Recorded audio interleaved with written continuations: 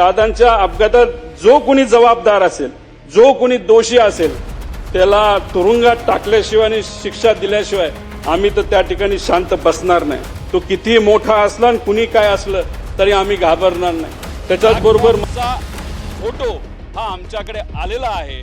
तो कसा आहे, किती जळला याचे डिटेल सुद्धा आमच्याकडे आलेले आहेत. पण आम्ही वाट बघतोय की केंद्रीय एव्हिएशन मंत्रालय या बाबतीत कसा तपास करते, काय करते. तारीख होती 28 जानेवारी 2026 आणि ठिकाण होतं बारामती. एक अगदी सामान्य सकाळ होती, पण त्या सकाळची सुरुवात झाली एका अशा भयंकर बातमीने जिने महाराष्ट्राच्या राजकारणाला अक्षरशः एक वेगळंच वळण दिलं. तिथे जे होते, जे हे सगळं डोळ्यांनी बघत होते, त्यांच्या तोंडून आलेले शब्द ऐका. आम्ही पाहिलं, मग ते कोसळलं आणि मग पाठोपाठ 4-5 स्फोट झाले. विचार करा, काय परिस्थिती असेल तिथे. त्या एका क्षणात सगळं काही संपून गेलं होतं. आता प्रश्न हा आहे की या अपघातात नक्की कोण होतं?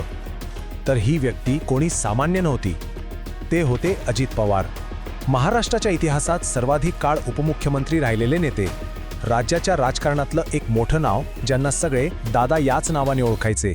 आणि म्हणूनच त्यांच्या जाण्याने राजकारणात एक अशी पोकळी निर्माण झाली जी भरणं खूप अवघड होतं. पण खरी गोष्ट इथूनच सुरू होते. हा खरंच एक दुर्दैवी अपघात होता का, की याच्या मागे काहीतरी वेगळं शिजत होतं? हा एकच प्रश्न होता जिने या संपूर्ण प्रकरणाला एक नाट्यमय वळण दिलं. तर मग पाहूया नक्की काय झालं ते. हा अपघात होता की कट, यावर चर्चा का सुरू झाली? अपघात होऊन काही तास उलटले असतील नसतील, तोच थेट कुटुंबातून एक मोठा आवाज उठला. रोहित पवारांनी एक असा खळबळजनक दावा केला की सगळ्यांच्या भुवया उंचावल्या. ते म्हणाले, हा राजकीय किंवा व्यावसायिक कट असू शकतो. विमानात अतिरिक्त इंधन होतं, अनेक स्फोट झाले. या एका आरोपामुळे संपूर्ण प्रकरणाची दिशाच बदलून गेली. म्हणजे बघा, अपघातानंतर लगेचच 2 वेगवेगळ्या थिअरीज समोर आल्या.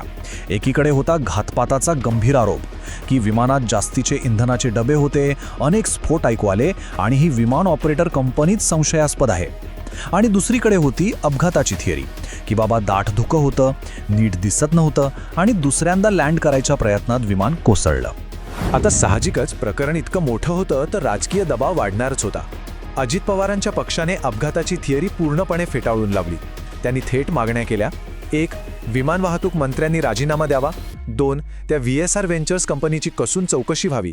3. यात आंतरराष्ट्रीय तज्ज्ञांना बोलवा.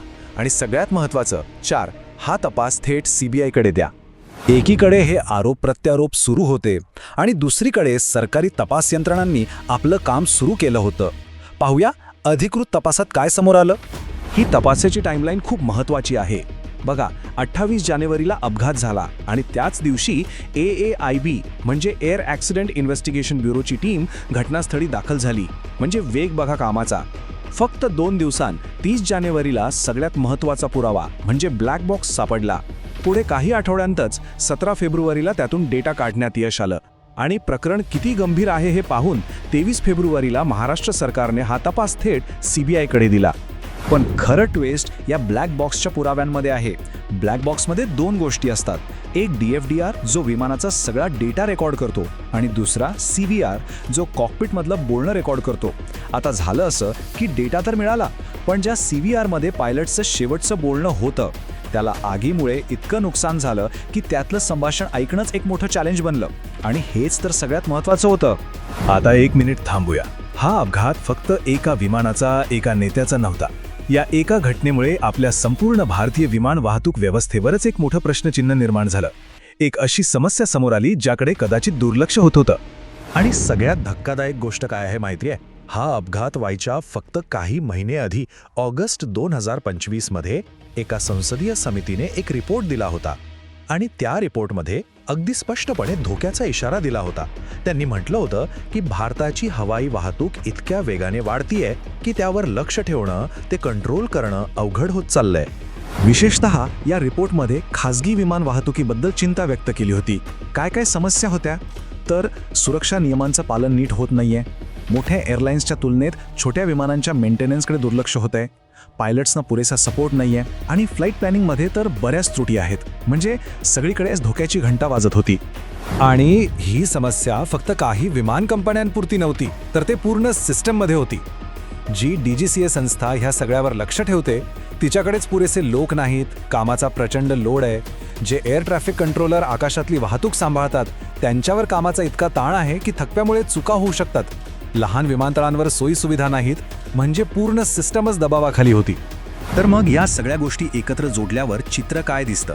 एकीकडे कटकारस्थानाचा आरोप, दुसरीकडे तपासातले अडथळे आणि तिसरीकडे आधीच धोक्याची सूचना देणारी एक सिस्टीम. सत्याचा शोध अजूनही सुरूच आहे. आणि यामुळेच तो शेवटचा आणि सगळ्यात महत्त्वाचा प्रश्न उभा राहतो. हा अपघात होता, कट होता, की मग आपल्याच सिस्टीममधल्या चुकांमुळे घडलेली एक अशी दुर्घटना होती जी फक्त घडण्याची वाट बघत होती? या प्रश्नाचं उत्तर मिळणं फक्त एका कुटुंबासाठी किंवा एका पक्षासाठी महत्त्वाचं नाही. हे उत्तर संपूर्ण देशासाठी महत्त्वाचं आहे. कारण यातूनच आपली जबाबदारी ठरणार आहे, राजकारणातली सुद्धा आणि आकाशातली सुद्धा.